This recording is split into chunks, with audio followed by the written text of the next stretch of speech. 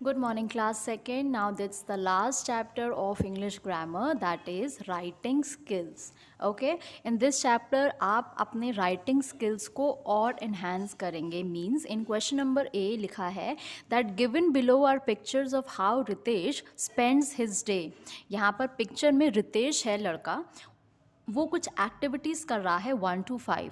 सो आपको फ़ोटो देख के, पिक्चर देख के, यू हैव टू टेल कि उस पिक्चर में क्या हो रहा है and you have to write it in front of the picture. Okay बेटा. Now first one is already done for you. That first picture is Ritesh is brushing his teeth. Ritesh is brushing his teeth. First picture में वो brush कर रहा है. Next picture में what is he doing? Ritesh is taking a bath. Third picture Ritesh is drinking milk.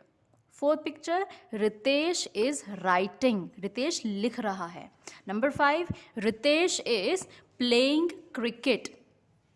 Okay, so picture को देख के, सिर्फ पिक्चर देख के हमने बताया कि उन पिक्चर्स में रितेश क्या क्या कर रहा है. Okay, now turn the page. अब आपको क्या करना है? अपने राइटिंग स्किल्स और दिखाने हैं. And in question number B आपको क्या करना है? आपको दोबारा लिखना है, रीराइट करना है ये जो जम्बल्ड वर्ड्स दे रखे हैं. जम्बल वर्ड्स पता है ना क्या होते हैं? जो उल्टे सीधे लिखे होते हैं और हमें समझ में नहीं आता है कि क्या लिखा है, मीनिंगफुल नहीं होता है. So what you have to do, you have to rearrange और rewrite the jumbled words to make it meaningful sentence. आपको उसको मीनिंगफुल बनाना है. ओके, पहला वाला दे रखा है bandage its leg and the vet gave it medicine. ठीक, इसको सही करके लिखेंगे तो ये होगा the vet gave it medicine and bandaged its leg, है ना. Number 2 as their pet Kapil and decided his mother to keep it. When you will arrange it तो सेंटेंस बनेगा Kapil and his mother decided to keep it as their pet. Right. Okay, number 3 on his way Kapil school from was. When you will arrange it, the sentence will become Kapil was on his way back from school. Number 4 Kapil and his mother a vet took the puppy to. Arrange it, the sentence will become Kapil and his mother took the puppy to a vet. Okay. Number 5 saw a wounded white puppy the on road couple. Rearrange it, the sentence will become Kapil saw a wounded white puppy on the road. Wounded का मतलब होता है चोट लगा हुआ, घायल. Wound का मतलब होता है चोट. Okay. Number 6 said leg the dogs was hurt the vet. Rearrange it, the sentence will become the vet said the dog's leg was hurt. Now the last, number 7 took Kapil it home. The sentence will become Kapil took it home. है ना. तो हमने क्या किया? What we did, हमने jumble words को rearrange किया और सही से करके लिखा जिससे कि वो मीनिंगफुल सेंटेंस में चेंज हो गए. Okay, now turn the page. Page number 98. Now the important thing of this chapter is letter writing. हम लेटर कैसे लिखते हैं? लेटर क्या होता है? लेटर इज़ अ चिट्ठी.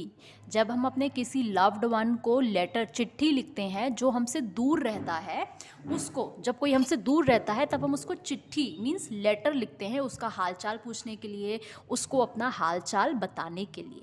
Okay, so letter will come in the exams. So जो page number 99 पे लेटर है, that means this one. Tick करिए इसको. You have to learn it for the exam. Okay, so here we will see कि letter हम कैसे लिखते हैं और लेटर का फॉर्मेट, मतलब लेटर को लिखने का तरीका क्या होता है. ओके, यहाँ लिखा है all letters we write to friends and family must have the following parts. मतलब जब भी हम लेटर अपने फ्रेंड्स को या अपनी फैमिली मेम्बर्स को लिखेंगे तो उसको लिखने का फॉर्मेट ये होगा। क्या फॉर्मेट होगा? सबसे पहले हम सेंडर्स एड्रेस लिखेंगे। सेंडर्स एड्रेस मीन्स जो लेटर को सेंड कर रहा है। मतलब अगर मैं अपनी मम्मी को लेटर लिख रही हूँ तो मैं सेंडर हूँ और मेरी मम्मी रिसीवर हैं। मैं मैसेज सेंड कर रही हूँ और मेरी मम्मी मैसेज रिसीव कर रही हैं। तो सबसे पहले I will write my address because I am the sender. Then next line में डेट, आज की डेट, मतलब अगर मैं आज लेटर लिख रही हूँ then I will put the date आज की। देन ग्रीटिंग्स, ग्रीटिंग्स का मतलब होता है ग्रीट करना, like dear friend, dear mummy, dear Rahul और dear father. Then body of the letter, body of the letter means आपको जो भी अपनी फीलिंग्स को लिखना है you have to write there और वो कहलाता है बॉडी। देन लास्ट सबसे होता है सेंडर्स नेम, मतलब जो लिख रहा है लेटर उसका नाम। ओके, एग्जाम्पल देखिए क्या लिखा है। Pinky wrote the following letter to her friend Rohini to thank her for the gift she sent. अब पिंकी जो है गर्ल, वो लेटर लिख रही है अपनी फ्रेंड रोहिणी को, उसको थैंक यू लेटर लिख रही है क्योंकि रोहिणी ने पिंकी को एक गिफ्ट, एक प्रेजेंट सेंड किया था। ओके, देखिए कैसे है। सबसे पहले पिंकी ने अपना एड्रेस लिखा, sender's address, that is 13 Arif Nagar Bhopal 11, ये एड्रेस है। फिर उसने डेट डाली है 30 नवंबर 2017। फिर उसने लिखा है डियर रोहिणी, और उसके बाद ग्रीटिंग के बाद वो बॉडी लिखती है, बॉडी ऑफ द लेटर, मतलब लेटर में वो क्या लिखती है। She write thank you for your gift on my birthday, thank you for your gift on my birthday, we missed you at the party, most of my friends came and we had a lovely time, I wish you were there with us. अब उसने इतना सा लिखा, उसने thank you बोला, उसने बताया कि हमारी पार्टी बहुत अच्छी थी और हमने तुमको मिस किया। ओके, लास्ट में वो लिखती है योर्स ट्रूली और अपना नाम, दैट इज पिंकी, क्योंकि पिंकी ही सेंडर है। ओके बेटा, अब इस एग्जाम्पल के लेटर में उसके बेस पे यहाँ पे आपसे एक क्वेश्चन पूछा जा रहा है। क्वेश्चन नंबर सी जो है ये पूछ रहे हैं कि 1 to 5 कुछ क्वेश्चंस हैं वो आपको कंप्लीट करने हैं। ठीक है, फर्स्ट वन है who has written this letter, ये लेटर किसने लिखा है? पिंकी ने लिखा है।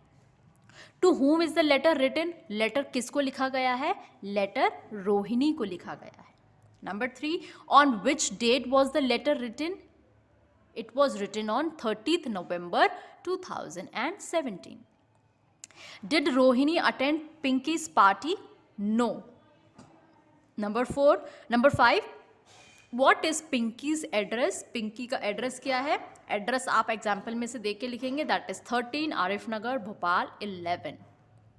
ओके बेटा, दिस वॉज द एग्जाम्पल, ये एक एग्जाम्पल था कि आप लेटर किस तरह से लिखेंगे। नाउ जो लेटर है वो है पेज नंबर 99 पे, सो turn the page. Now this is the main letter which you have to learn for the exam. यहाँ पे टिक करा है मैंने और लिखा है copy and learn, that means copy में करिए और एग्जाम के लिए लर्न करिए। ठीक है, देखिए लेटर में लिखा है write a letter to your friend congratulating him or her on his or her winning a singing competition. आप लेटर लिखिए अपने फ्रेंड को, ठीक, किसी भी फ्रेंड को, उसको कॉन्ग्रेचुलेट करना है क्योंकि उसने सिंगिंग कंपटीशन जीता है। ठीक है, देखिए फर्स्ट लाइन में मैंने एड्रेस लिखा है 13 आरिफ नगर बरेली। ठीक, आप ये जो मैंने लिखा है सेम आप ये भी लर्न कर सकते हैं या फिर आप अपना खुद का एड्रेस भी लिख सकते हैं। If you are writing your own address आपको उसकी करेक्ट स्पेलिंग लिखनी है। ठीक है, वरना जो मैंने लिखा है 13 आरिफ नगर बरेली आप यही लर्न करिए। ठीक है, I have written the date 1 January 2020। आप जिस दिन आपका इंग्लिश का एग्ज़ाम होगा आप वो वाली डेट डालेंगे।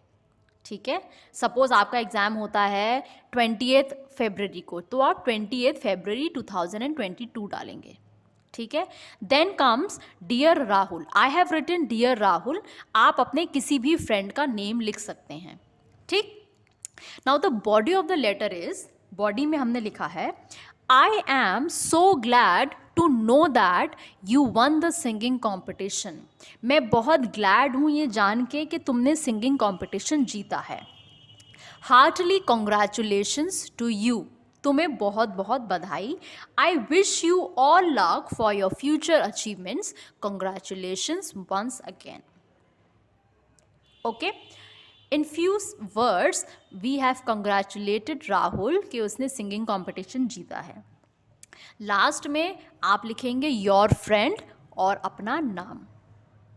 इफ़ यू आर, आप जो भी हैं आप अपना नाम लिखेंगे नीचे. सबसे पहले लिखेंगे योर फ्रेंड, देन नीचे अपना नाम.